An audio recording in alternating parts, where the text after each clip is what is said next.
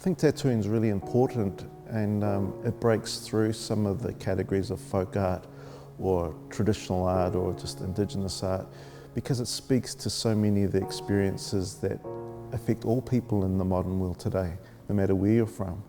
And as I mentioned before, tattoo helps people deal with struggles around their identity, struggles about who they are as a person. It's a way of representing their transitions from one stage of their life into another. And as much as museums are used to dealing with paintings to tell these stories or other artworks, tattooing is one of the most visible and celebrated art forms of the modern age, so it can do the same work for people.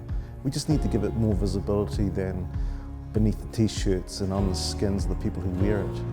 It can mean a lot more, and a presentation in a museum will help elevate tattooing as being a very legitimate and important art form for people to mediate the challenges of modern life.